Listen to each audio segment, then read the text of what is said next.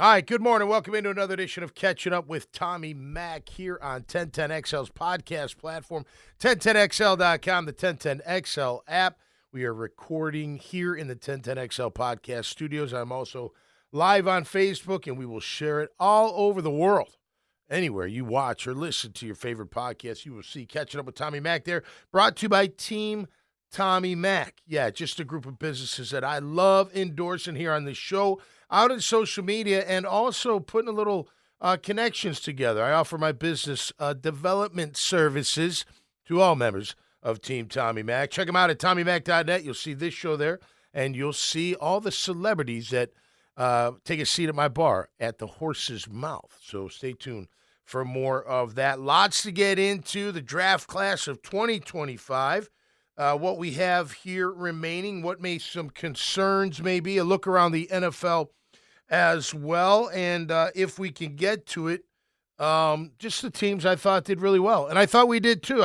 Look, at the end of the day, it goes for all teams. You don't know exactly till you get them in the room, till you get them in the building, till you get them out on the field. What kind of player, what kind of teammate, what kind of person are they going to be representing your organization? So you confident in your homework? You made your selections, now LFG, and let's see what they can do.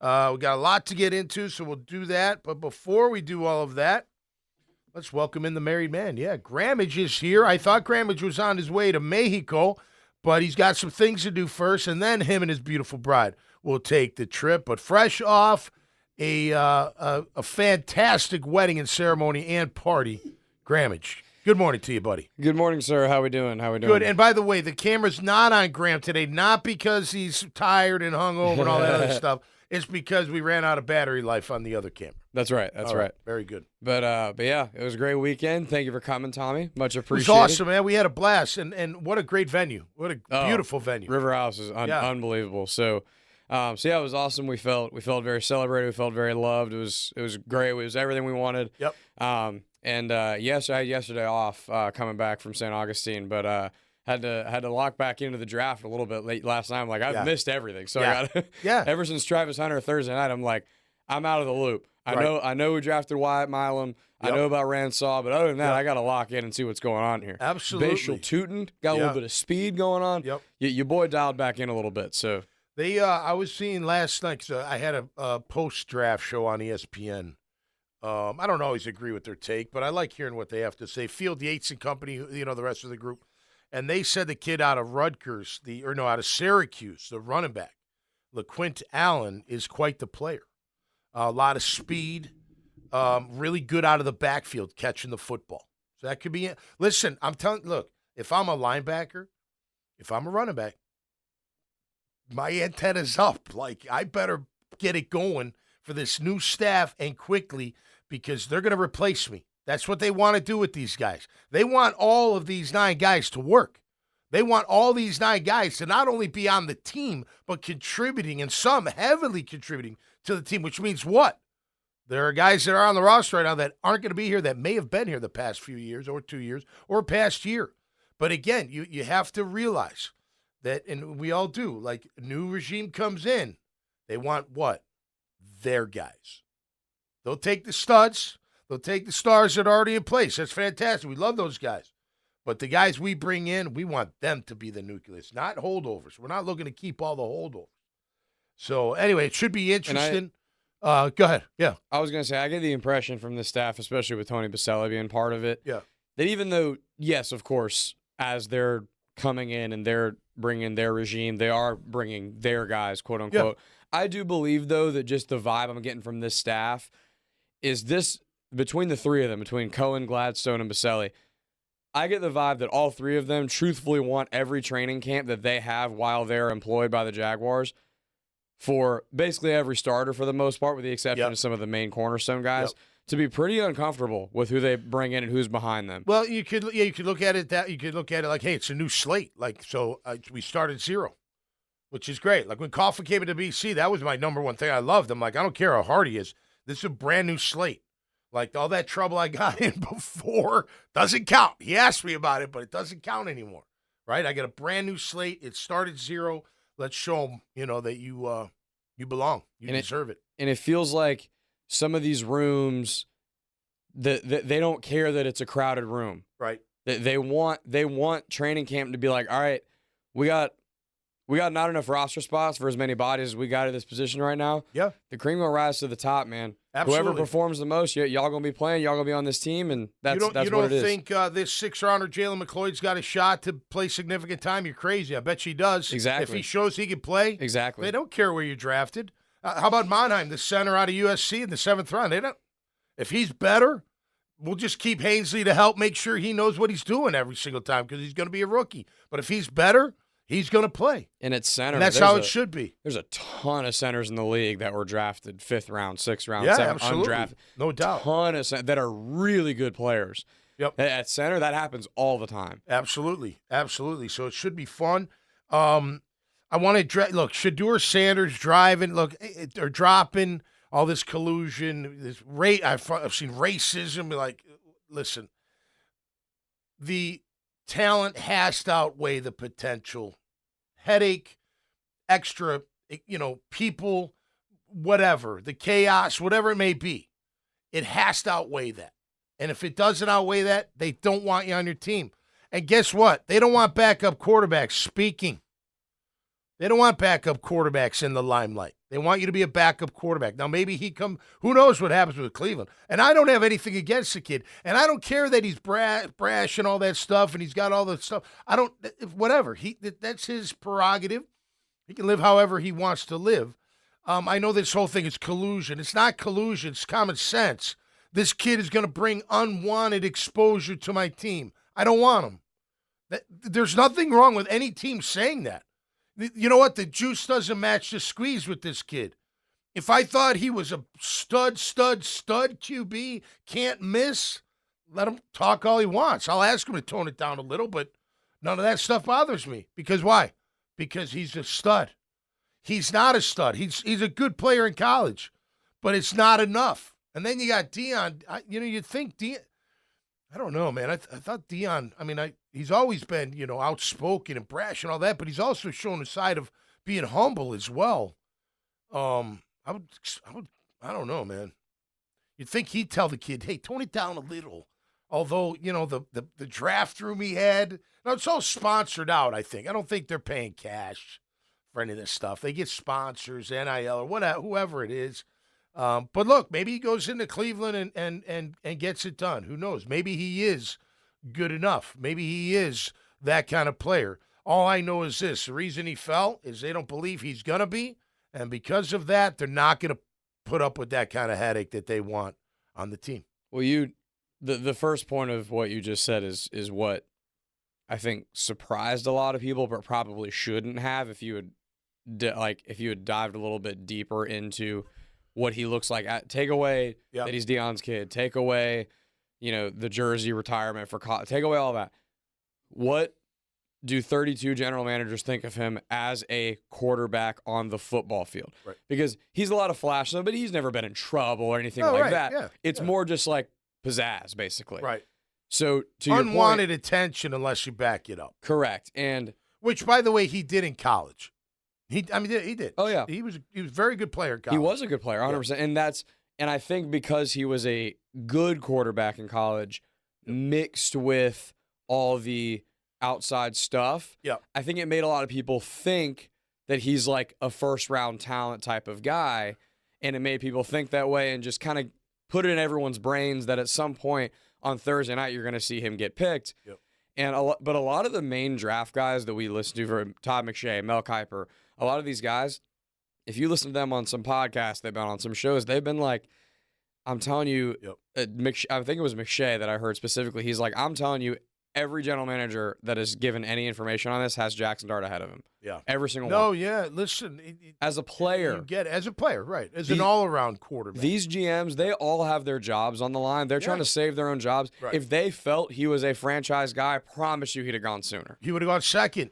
Put it this way. He would have gone to Cleveland, or he would have gone to Tennessee. They might have had him ahead of Cam Ward. Put it this way. If all of that hubbub and flashiness and whatever that comes with Shadur was copy and pasted onto Cam Ward, Cam Ward still goes first overall. Yeah, between the two, for sure. Because they believe Cam Ward's that level of player. Yeah, And I guarantee you they like the fact that he's not that flashy kind I of agree. guy. And it doesn't seem Did you see the clip where they were jawing back and forth training and stuff? And Shadur was like, I'm drinking Gatorade. I get paid for it. And Cam Ward goes, I get paid to play football. Yeah. He's like, all people know me as a football player. That's no doubt. So, look, again, nothing against the kid. The prank calls were bullshit. Old britches and kids involved. I mean, that's just cruel, man. They should be beaten up. Just beat them up. You know what I mean? Break their nose, fatten their lip, blacken both eyes. That's about it. You don't want to hurt them too bad, but they deserve a little bit of a getting beat up. That is such a and it wasn't just him, I read. Tyler Warren had the same thing happen to him. They think it came from the same number, the kid out of Penn State. I mean, what a bunch of losers, man. Get a life. Like, why would you do that? Anyway, I'd beat them up. That's my but that's number one for me most of the time. Just whoop their ass and teach them a lesson.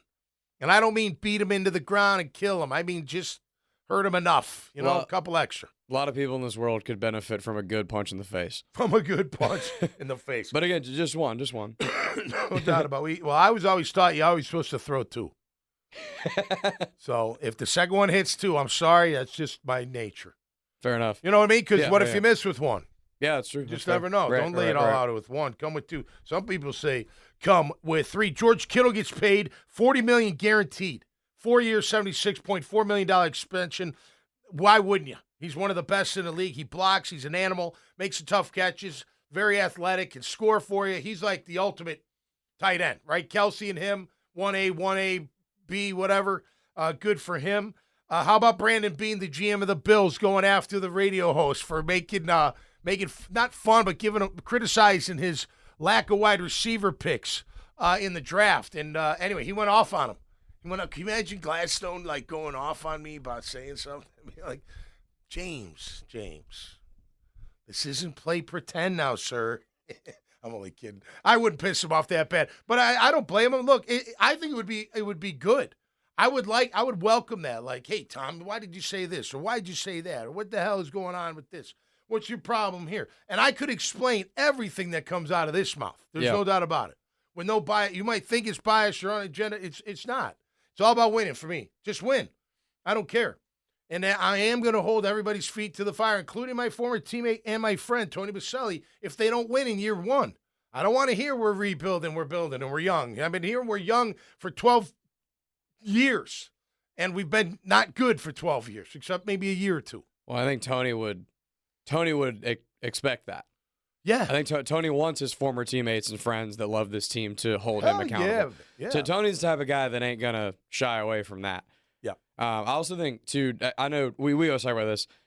We're not going to know anything until they start playing football games in the fall. Yeah. And that's when the real judgment's going to happen. Yep. I will say, consuming more draft content yesterday and watching some of what Gladstone had to say about some of their picks and everything, I'm really starting to like what he's saying. I'm just – and again – until they play football games, that means nothing. I totally understand that. Yeah. I just like it. I feel like I'm getting a better sense of their approach since he got here and what they wanted to attack. And I feel like they're truthfully doing some of the things they talked about, and they're putting their money where their mouth is a little bit. Trade him to get Travis Hunter, that's a bold-ass thing to do. Totally. Yeah. And it's putting your money where your mouth is when you say, if there's an opportunity to be bold, we won't flinch. Yeah. I just think that I'm trying to remember what he was saying, but he was using a lot of big phrases and words, and it was kind of like he was getting really philosophical. He does that a lot. And I was sitting there going like, okay, this is a cross between like Jim Morrison from The Doors and like Doogie Howser or the what did Joe C. call him at your wedding? It was great what he called Gladstone. Harry Potter. They call him Harry Potter. So it's like a cross between Jim Morrison and Harry Potter. We're watching this philosophical GM tell us about things and stuff. But nonetheless, you're right. Look, I like the picks. I don't know all of them. I'll tell you the one I'm most interested in. Yes. I mean, and it ain't a backer. It's Wyatt. Yep. I want to see Wyatt. I was going to say, is it a man from the mountains of West Virginia? West Virginia. I played against West Virginia every year, man. They're just different. They're a little kooky, out in the country doing God knows what. No, I'm just kidding. But, like, they breed them tough there, man. That West Virginia team's normally very physical. I know when I played against them, their offensive line was very physical, and they brought it. So I'm looking forward. He's a big guy. Play tackle, but it can play guard. They're going to start him as a guard, see how he can do. I tell you what, man, that's good stuff. Big dude that likes to get after people because that's what we need. And again, I agree with you what you just said. They said they want that kind of player. Finishing blocks, loving football. It's number one in their life. It sounds like that is for a lot of these guys. Well, that aside from Travis liking fishing, and he's bringing his boats, plural, down to Jacksonville. Well, it gets back to what we said at the beginning. Like they don't care. It gets back to the whole "they're guys" thing. They don't care. They just brought in Patrick McCarry. If Wyatt Milam outperforms him, right, or Ezra, exactly. If Wyatt Milam comes into camp and outperforms them, I believe, truthfully in my heart, they will start Wyatt Milam over those guys if they feel that he's the best player. I agree with that. I think even the seventh rounder, the Monheim kid. Yes. If he is, they say he's very athletic. He's 300 pounds. And he's wicked athletic. So I want to see that in action. But I feel really confident now between the tackle they got in the two tackles they got in free agency, guard they just drafted, center they just drafted. Yep. There's really nobody in the starting offensive line that should feel like when they pull up to camp the first day that they got this in the bag. Yep. They should all five feel like I better come to play to keep my job. And I love that. No doubt about it. I mean, look, and if you're Fred Johnson, you're Chuma Doja, you're like, I'm going after that starting job. 100%. And Cole Van Lanen should feel that way too. He played a lot last year. He should feel like, hey, I want one of those, either right tackle or right guard or something. I want one of those spots. Every single starter, I can name a backup that could easily unseat them. Yeah, absolutely. Like if they outperform them again, it's what you've always like. These are their guys. If they outperform them, they're playing, man. Yeah, no doubt. And I love that. No doubt. Me too. So overall, it was good. Travis Hunter here. Look, it was a ballsy move. I like the move. All right. I'm not over the moon about it because I just got to see. I got to see it to believe it. Like we were talking last week, like how much faster is he than the guys that we've seen? How much quicker? How good is he how much better is he in space than guys that we've seen on this team before? Like I just want to be able to see that. Is he we know he's not a complete wide receiver like Brian Thomas Jr. One thing about Brian Thomas Jr. we didn't know right away that he runs all the routes, and he's not afraid to go over the middle. Not that Travis is. He's just BTJ's built for it. He'll take a quick slant all day long.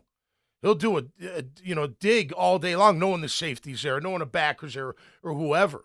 He's a complete wide receiver when it comes to that aspect and just overall. So how do you fit in Travis? I know the speed, and I know, it's funny.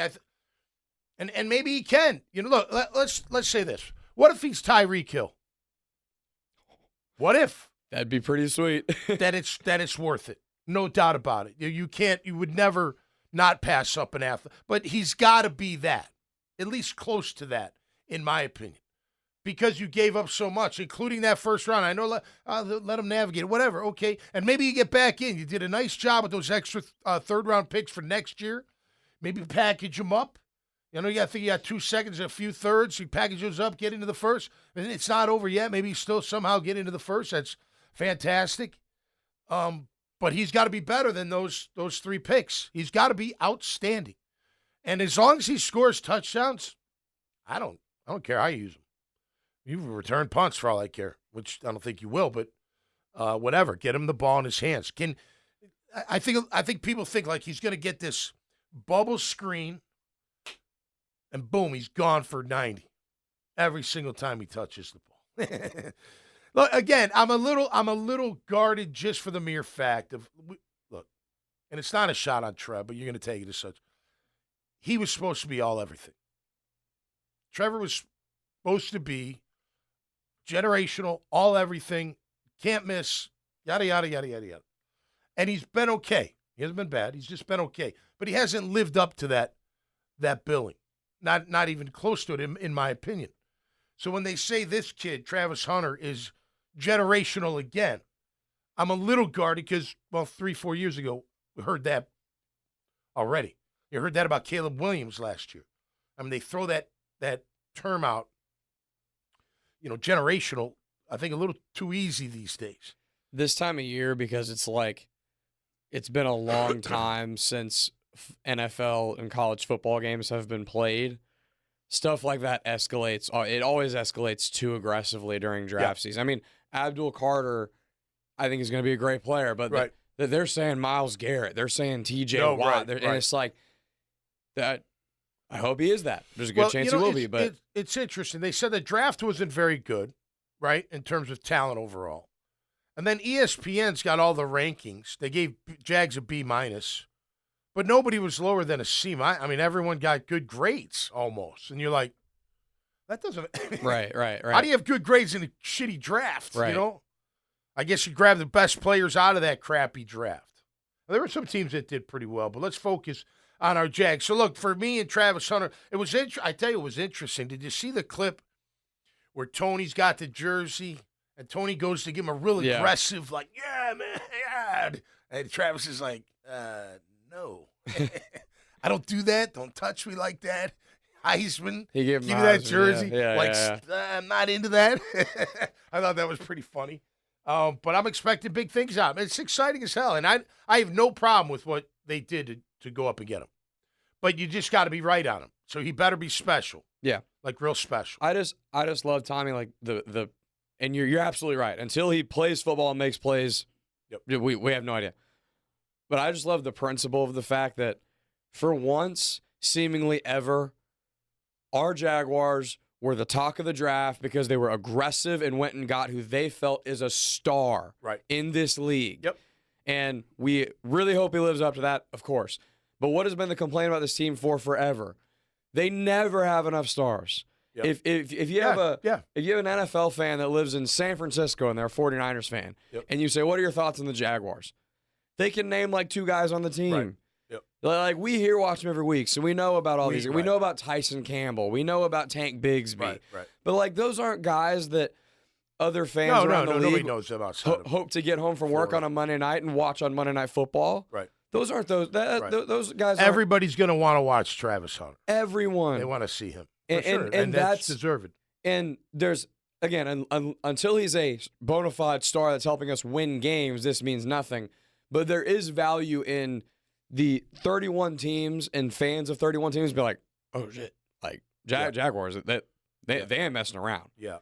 Well, listen, and again, it's the draft just happened, so it's going to happen. But eventually, and I know they won't, but you don't forget about Brian Thomas Jr. now. No. That kid is a special football player for this team. He is a superstar. Well, actually, and will be a superstar. I hope 31 defensive coordinators do forget about Brian Thomas Jr. No kidding. Right. And that's what you're hoping for with this speed. And don't forget, De'Ami Brown can run too.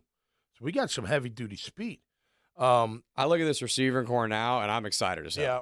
I was watching some of Travis's highlights. You know, a lot of his catches, he had to, make great catches. Ball was, not delivered in the right spot.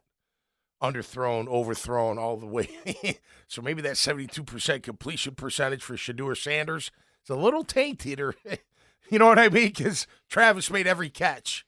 It seemed to make every catch. Well, he'll fit right in here, right? Todd McShay Trevor does the same shit. So Todd McShay said catch a bunch of balls. Todd McShay said the exact same thing you just said. Did he really? Because there was so much hoopla about Shadur, and he's like, I don't know if you guys understand how good Travis Hunter made Shadur look at times. Doesn't mean Shador's bad. We're not saying he's bad. Not bad at all. But to your point of bubble screen, he's gone. Slant, he's gone. Even just down the field. Contested catch that isn't really in a great spot, but Travis Hunter just said, I'm just a better athlete than these guys, so I'm going to go get it type of thing. That's right. So, but man, that highlight tape is long, ain't it? Yep. Yeah. Play after play after play. Oh, he's phenomenal. He's phenomenal. And then again, look, no disrespect to his competition. It's a different competition, and now we just hope that they put him in place. Because what do you want? You want him one-on-one with somebody. Oh, yeah. You want Brian Thomas Jr. to get some one-on-ones. You want them to have to figure out, who am I going to double, right? Then you throw in De'Ami Brown. Then you throw in the other guys. Then you throw in the tight end. You throw in Strange. Someone out of the backfield. They can't cover everybody. You're not going to be able to cover everybody, and that's going to be the plan. And then get that ball out quick, have some pre-snap, knowingness about what's going on, and we should be humming. I have concerns, but we'll get through the rest. I want to get through the draft as well. So, look, a great pick. Let's see how he does. I want to see how he fits. I know Gladstone called him like he's going to change the league. So that when he says that, he ain't changing it just from one position. I mean, what is he? Better than Randy Moss? Right. You know what I mean? Yeah. Like, and if you say just DB, well, if he's a corner, well, who's the best corner of all time? Is he better than him? You saying he's better than him? Like, how does he change it? He plays both ways. Is how he changes it. Yep. That's the only way he's going to change it. Correct. And play it at a high level. He changes. And by the way, it's going to open doors for other athletes to say, well, wait a minute, I could do that too. He changes the league by solving a math problem that no one's ever been able to solve, which is since the 60s. Which is I can knock out 2 critically important positions on the field with one guy, knowing I only have 53 roster spots. Right. I can save salary cap space by doing stuff like that. I can save a roster spot for someone else I may want, like that type of thing. And if I have a bona fide, he's not Darrelle Revis, but if I have a bona fide corner that I know is good and I know is not going to get cooked, and then I also got a guy doing the same thing, making plays at wide receiver, that's insane value in the NFL. Oh, without a doubt. Without a doubt. I want to see him more on offense than defense. And Cohen said as much. He'll be primarily on offense. Yeah, I want to see him more on offense. I think he's more valuable on offense. I think he's fine on defense, but I think he's a better offensive weapon than a defense. I think he's a good corner. I think he's a borderline great receiver. Yeah. That's my opinion. I just want to see him go over to, I mean, look, he's not small. He looks small next to Tony, but everybody does. I mean, 6'1", 190, so he's not a little guy. He looks slender.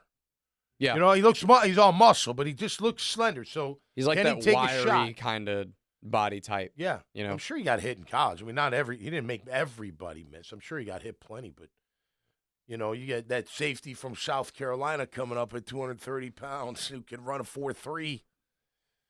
Well, maybe make him miss. And you got to remember too. You don't. You got to remember too during their games. Like not only is he playing receiver, making these catches, whatever, but then he's right after that. He's coming on the field at corner, and he's like we keep thinking about pass coverage. He's coming in and run support. He's making tackles. He's forcing fumbles. Yeah. One of the biggest plays of his college career was he forced a fumble at the goal line. To save a game. Oh yeah, I saw that. Yeah. And it's like that. You're only doing that if you're getting your nose in it, So that's cover 2, man. If you play cover 2, your corner's got to play run support for sure. All right, Caleb Ranshaw out of Tulane. Looks like he's going to play safety. Ran a 4.3 or runs a 4.3. I did see a little critique on him that his production was a little underwhelming, but they're looking at upside here, and they're going to switch him to safety. So maybe he's a ball hawk in safety. I told you about Wyatt Millum. I Big Nasty is what I wrote next to him. That's what we need. More of that. I can't wait to see that kid in camp. I liked what he said, but you know what? When you put no one's going to touch Trevor. Yes, they will. Maybe not from you, but through other people, he will be touched. There is no question. Oh, you're setting yourself up for failure with that you clip. Are. That's like, I get it. You're excited. You're coming to protect him. Yeah, it's good. You want to protect your quarterback, and I love it, but One really good 3 technique puts a move on him, and that clip's going to be all over the place. No doubt. By a Shul Toot. Now, they say this kid's a total stud. Speed galore. Take it to the – I'm telling you, if you're Tank or ETN, you better be on your game, man. You better be on your game, and I don't mean Madden. You better be out there working. These kids are coming to take your job. They're coming. And Graham, you've said it before, man. We both said it, but you say it a lot. Like, too comfortable around these parts the last couple of years. You better get uncomfortable, man, because it is coming. Jack Kaiser, the background of Notre Dame, was at the 4th round. He's more of a see it to believe it for me. Like, I watched Notre Dame. He made a couple plays. I don't know. They say he slips blocks well. It's really hard to slip in the NFL. They say he beats him to the point of attack. I don't know. The linemen are just so fast and quick. So can he adapt? Maybe he can. He's from Notre Dame, so he should be a tough kid. I know he could run a little bit, and he made a lot of plays. I'm not saying he didn't, but I want to see that one to believe it. I mentioned the other kid, Jalen McLeod. I think he looks interesting to me. I want to see him. And he's a guy that, I don't want to call him a poor man's Jalen Walker, but he can get up on that edge and rush, and he can come play behind the ball and read and react. They say he's a thumper too. Was it Rayon Lane III from Navy? They were high as heck on him last night in ESPN, that panel. They said he made a ton of plays. They called him a ball hawk.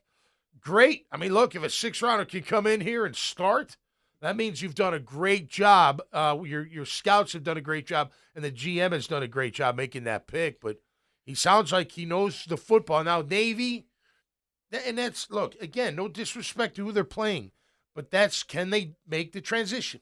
Okay, did great in college, dominate college, great, or did great in college, awesome. Now can you do it at the next level, or at least close to it? You know what I mean?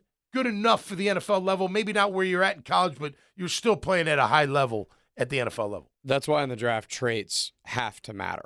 Yeah. A lot of people are like, it's just the tape. It's just the tape. No, it's not just the tape, because when you play for Navy, you ain't playing again, and you're at safety. You ain't playing against Justin Jefferson every week.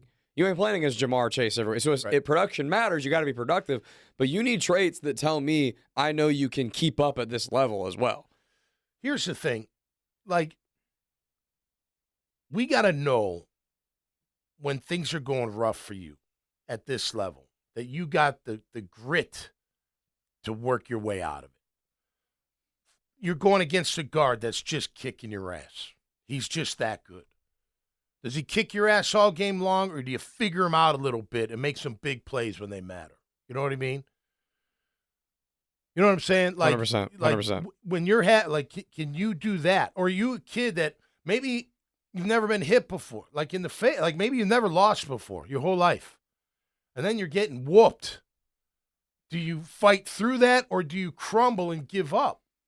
We don't know until it happens, and I don't care what you can say whatever you want. We're not going to know until it happens. It could happen in camp. I tell you what, go back to, now this may not be fair, but go back to Blaine Gabbert. I know when it happened to him. He got rocked in that preseason game on a blitz. I think it was from the Jets or the Giants. It was in the Meadowlands, and he got up, and his eyes were like, and you were like, yeah, he's never been hit that hard before. Like, that was his first shot. And what happened to him? He started looking at the line. He started, seeing ghosts. And because why? Because in college, he could just stand there, guys open, I got time, make the throw. Big deal. Not a big deal, but in the NFL, we know that's different. So can all these guys, that goes across the board, across the league. That's what I'm saying. Is your game adaptable to the NFL? And when you find out, like, oh man, these guys are like, how am I going to I remember against the Saints at first pad of practice in camp, and I'm a rookie, and those linemen came out. I was like, oh my gosh, they were on top of me before I could even read the play. You know what I mean? And they were massive. Their asses were huge, and they were nice to you after the play, but they wanted to knock you on your ass during the play. They were coming at you, and you were like, holy cow.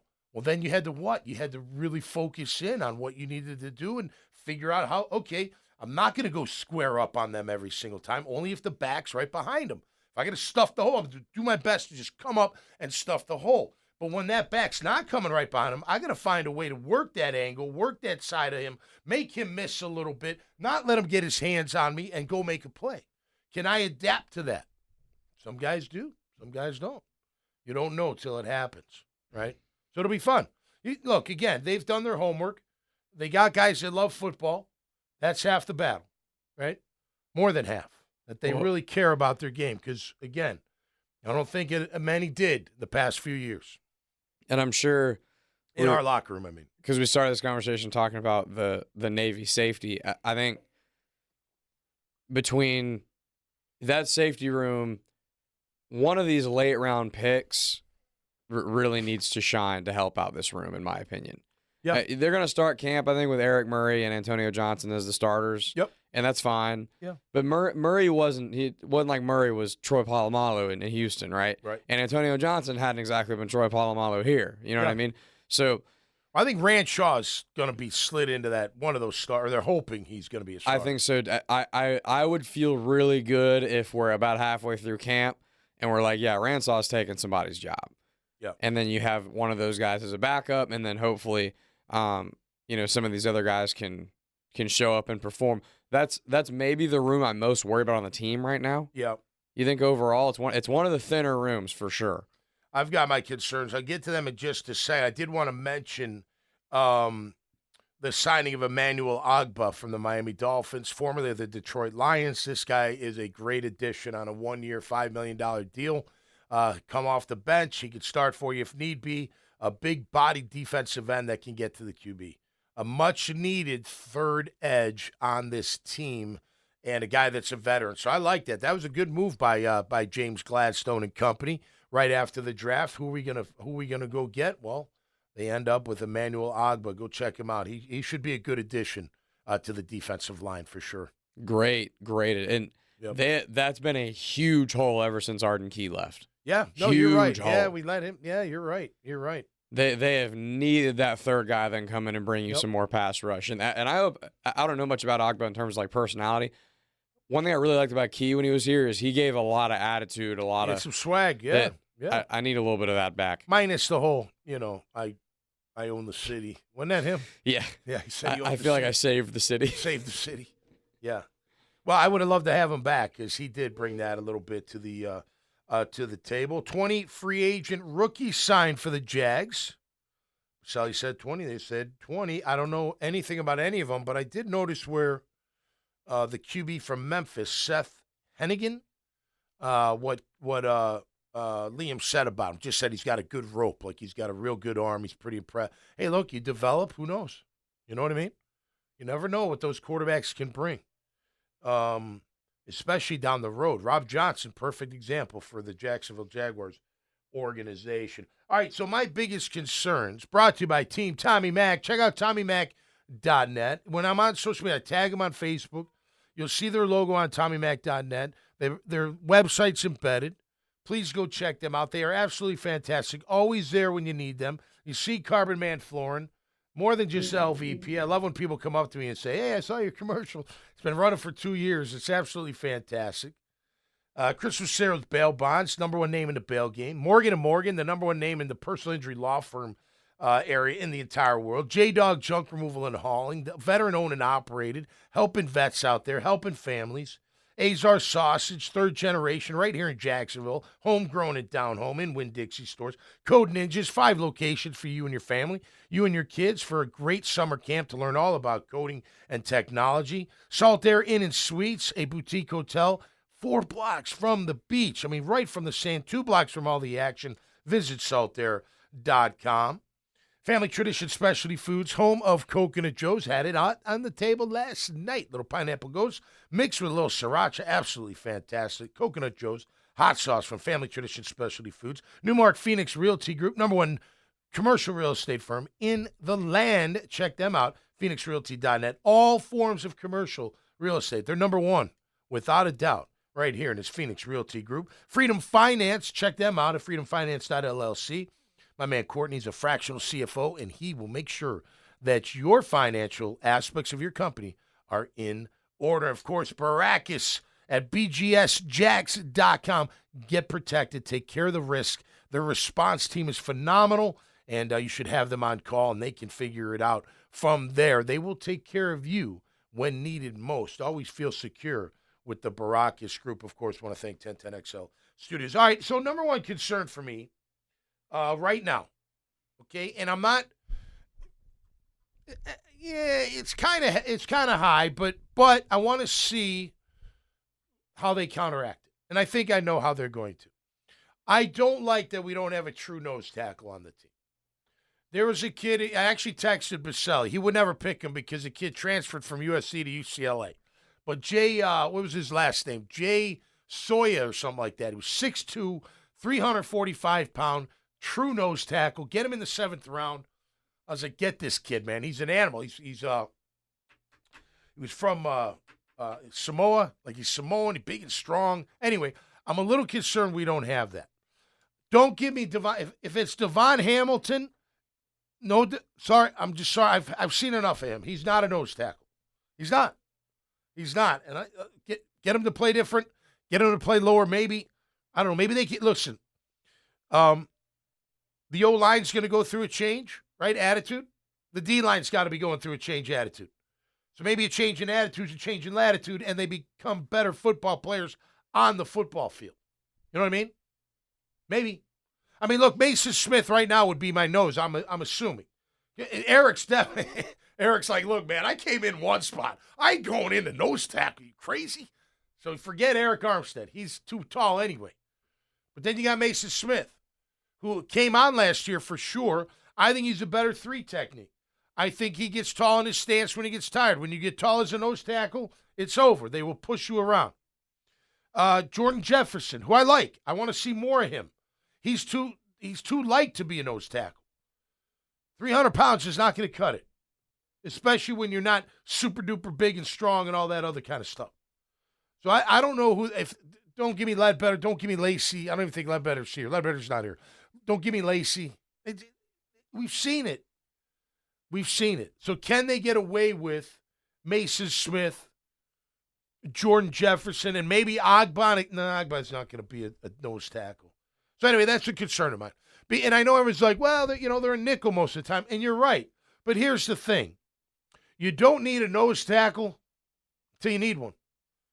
You don't have to stop the run until you need to stop the run, and they just run out the clock. And we've been pining for a nose tackle since Doug got here back in 21.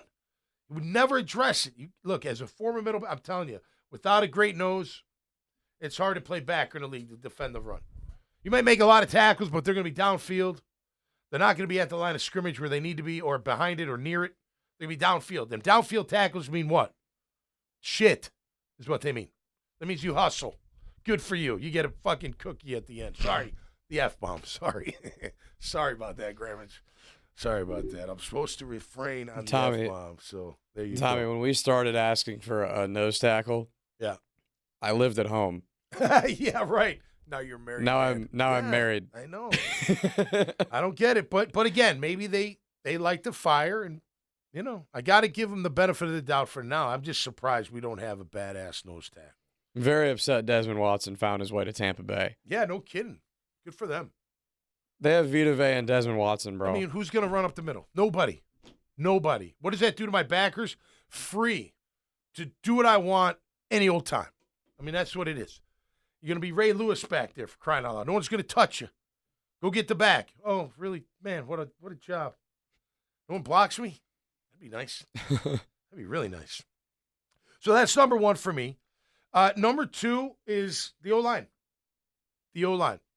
I like Wyatt, but again, we got to see if he can adjust. It looks like he can, but we don't know. I like Makari. I think he's got the attitude. Question marks on Anton. Question mark on Walker. Not so much a question mark on Ezra, but again, I want to see if someone else is coming up to try to take that spot. I know why Hainsley's here, and I do think it's going to be open competition across the board, so may the best men win. And I do think they're going to have a new attitude, especially with Tony, nearby. But I still have a concern. You're still going to have to chip with Walker Little if he's my left tackle. You're still going to have to keep a back in. You're still going to have to throw a tight end over there. But if you make it work, so what? Great. Right? If you win, you score more points than the opponent.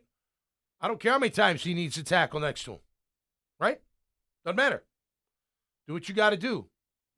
Anton, I just hope he's more focused. He seemed to lost a little focus with his playing. I think he got a little comfortable. I think a lot of them did. I'm not saying all of them did, but I think got a little comfortable. So, got to change that too. If I'm Cole Van Lanen, I can't wait for camp to start. I can't wait. If I'm Fred Johnson, I can't wait. Aduja, what is his name? Aduja, did I get that right? I think I did. Adoja. I can't wait. I want to take those jobs. And guess what? They're open. They're open. There's no doubt in my mind. They don't care about contracts. They don't care about draft status anymore. They don't. If anybody's got the benefit of the doubt, guess who it is? It's Wyatt. He's their draft pick. He's going to get every chance to be the guy. They want him to be the guy. Without question. So can Ezra, the veteran, hold him off? Good thing about Ezra and Walker, although I don't think they're going anywhere, their contracts aren't so loaded that you can't move them if you had to. You're not screwed if you're not screwed. Yeah, no. So, say Wyatt comes in and takes Ezra's job. Just maybe he does, maybe doesn't. Again, I thought Ezra played pretty good at the end of last year, and mostly throughout the year. But if he does take his job, maybe you are going to try to move Ezra. And there's decent because they are decently affordable contracts, and both players are relatively young. Neither of them are, 35 years old or anything. There's if they had to, there would be, I think, somewhat decent trade value, especially for Walker. Yeah, I think so. Because it's not like a team has to sign them and then just break the bank for them. Yeah. Listen, I would love nothing more than they get Walker Little to play left tackle like he should be playing. Oh, it'd be fantastic. Wouldn't that be great? Yes. To never have to worry about that side. And it's attitude. It is. We've been through it. So hopefully they can get through to him and get him mean and nasty. He's a really nice guy. I've met him a couple. He's a really nice guy off the field. I've seen him at the beach a couple of times. Really cool guy, laid back, chill. But on that field, man, he's got to be a killer. They all will, and I think that's going to be the message. I really do. I think there's a new sheriff in town, and it's a three-headed monster, and they know what they want. They want you to love the game. They want you to show them that you love the game. How do you do it? Just by being relentless in preparation, in competition. And then you'll show them. That should be great. So overall, I'm not giving them a grade. I don't know. I don't watch the Navy. I don't watch USC late at night, I don't know. I remember LaQuint Allen a little bit, but I remember Kyle McCord more from Syracuse, right? He ended up getting drafted. I think he's going to be interesting. I don't know if he'll be a star. LaQuint Allen gave Miami all kinds of problems that last game of the year. Yeah. Syracuse had a huge upset to knock Miami out of the playoffs. That's right. Yeah. Oh, the running back did? Mm-hmm. Yeah. Well, you're the college football guy. What kind of grade do you give him? You watch a lot of college ball. The overall draft or right now at A-. Okay. I'm telling you, Tommy, I loved Travis Hunter. Yeah. Loved him in college. Like I was pound the table. This is the Heisman winner guy. Yeah. If Colorado's playing at 11 o'clock at night, I want to stay up and watch him because I'm like, this dude is unbelievable. I've always felt like he's a better receiver than corner. So the fact Liam Cohen said it's primarily on offense, I think it's the correct way to use him. Yeah, me too. I think you make him basically an every down receiver. You move him in all kinds of ways. And then on defense, can he be my nickel? And I play Jarian on the outside or something like that. Yeah. To me, that would be my preferred method of doing it. We'll obviously, however Campione wants to do it, or Campanelli wants to do it, we'll see. But if they can move him around and get him on some linebackers, get him on some safeties, they're not going to be able to guard him. I almost feel like I know he wants to play corner, but be like, we need you on offense. There's a lot of risk. The more you play, the more risk you have for injury, right? Oh, body wears down. You play. I don't know. They'll work it out. They'll work it out one way or the other. I just want to see him score touchdowns. I don't. Yeah. And if it's picking off passes for 6, great. Or if it's touchdowns in the air from Trevor or what end of round, I don't care. Whatever. Just get him the ball and see if he can score. The one thing I would say between watching him play and listening to people talk about him and stuff, between receiver and corner, the one thing that he is objectively just not very good at is he really, really struggled at corner against big receivers. Yeah. There was a game 2 years ago they played Stanford. I watched the entire game. Colorado was up they were up 28 or something at halftime. And Stanford had a receiver that just went to the Titans. Yep. His name is Alec Iomanner. Yep. And this dude was killing Travis Hunter every single play because he was way bigger than him. Right. It's like, okay, I don't love Travis Hunter man-to-man against Mike Evans. Stuff like that. No, right. So can I have him on offense every play, and then on defense, can I have him when it's 3rd and 6 at nickel? Yeah. And he's making plays, or can I have him he's a really good zone corner. He plays the zone extremely well. You play safety? Cover 2, cover 3. Free safety? Not strong. I'm sure he's athletic enough. Yeah. That's a lot of risk, though. It's a lot of risk. That's more hitting than I think I'd maybe want him to have to do. He can come up and run sport and hit, but he's not small. Safety's collisions, man. Yeah. More so. What if he's a ball hawk? Yeah, that's fair. That's what I'm thinking. That way you don't have to worry about that big. You just reading and reacting. I don't love the idea of him man-to-man coverage against big receivers a lot. I like if he's on the outside in cover 2, cover 3, play some zone, and then if we're gonna play man-to-man, have him be the slot and the nickel. Yeah. And then I think receiver, he should never leave the field on offense, personally. I think if I got BTJ one side, Travis Hunter on the other, that's keeping D coordinators up at night. Yeah, I agree. I was just looking through. I wrote some teams down I thought did pretty well overall. Or again, you don't know till you get them. I want to see that Jack Sawyer with the Steelers, man. That's a nice pick. I think he could be a great 3-4 outside backer. Don't you? Mm-hmm. Maybe play him inside. I don't know. But from Ohio State? Yeah, he's quite the player, I think. Scatterbo to the Giants will be fun to watch. See what he can do there. Seattle had a really good draft, I thought. They had the Zabel kid, the lineman, right, from the small school. They had the Nick Emanuari from South Carolina, the safety. Elijah Arroyo, we talked about him, the tight end from Miami. And Jalen Milroe, the QB. Now, they may not use him right away, but I thought that was an interesting draft. Pats had a good draft. Campbell, Travion Henderson, which we liked. Joshua Farmer, the DT for Florida State. Jared Wilson, the center from Georgia. Interesting. Bears were okay. You know, we'll see about Loveland and Burden. I like Ozzie. BC had 2 second-rounders, first time in, like, forever. Pretty cool. That is cool. You know, I mean, BC's, they're on the way up. Oh, I liked the Lions. Tyleek Williams, Tate Rutledge, Miles Frazier, all up front beef. They know what's important. No doubt about it. KC, Josh Simmons, Omar Norman Lott, and Jalen Royals, that speed wide receiver from Utah State. I've seen highlights on him. I didn't know that much about him, but he looked pretty darn good. But those two, holy cow. Josh Simmons might be the steal of the draft. They also grabbed that Tonka Hemingway D tackle from South Carolina and the J.J. Pegs from Ole Miss. Pegues, yeah, like back to back. They grabbed those guys. He was the guy. That was the Raiders. Sorry, the Raiders did that. J.J. Pegues played D tackle for Ole Miss. If it was like 4th and 1, they'd put him in the shotgun. Yeah, and he'd catch it and run. That would be a pain in the ass. Raiders, Genty, Jack Beck, Darren Porter, the corner from Iowa State, Tonka, and then J.J. Yeah, so good. We're right there too. Now we just got to see how it all shakes down. I want to see if they add anybody else. You know, I do feel like they're not afraid to add if they have. You know what I mean? Like they're gonna do whatever it takes to make this team better. I know a lot of organizations say that, but I get that feeling that let's just say a nose. Like they're getting worked on the run and they don't have a nose. I think James will go find him a nose. Yeah, you know, that common sense. Dale had a good point. Remember when Marcel Darius was brought in? Hell yeah, I remember. It shut everything down. He was an incredible run stuff and nose tap. They don't make the AFC Championship game if they don't bring in Marcel Darius. Absolutely. They were getting run on big time before he got – they had everything else going on, but they were getting run on.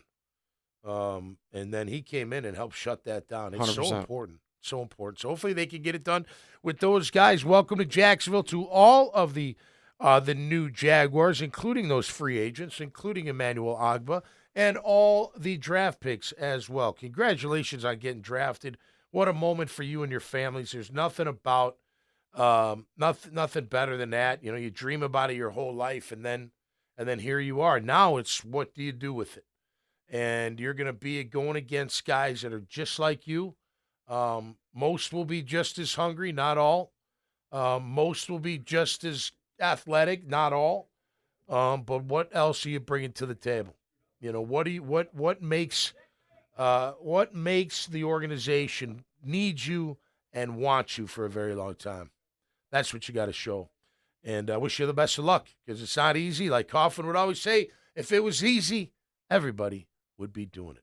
That'll do it for me this time around. And Grammage, the married man. That's right. Welcome to married life, buddy. Yes, sir. Thank you. It's great, isn't it? Absolutely. And by the way, the dance with your mom was kick-ass. That was cool. That Much was really appreciated. Cool. You know, your dad, when I was leaving, I said goodbye to your dad. And your dad goes, Graham loves this dancing stuff. I was like, I can see. It was awesome. That's Congratulations right. to you and Mallory. Thank you, sir. Fantastic. All right, that'll do it for us this time around. We'll be back on Friday, getting ready for Jaguars today, of course. Horse's Mouth on Thursday. Peace and love out there. Thanks for watching. Thanks for listening. Thanks for sharing it. And we'll see you next time right here on Catching Up with Tommy Mack. Peace and love, everybody. Have a great day and week.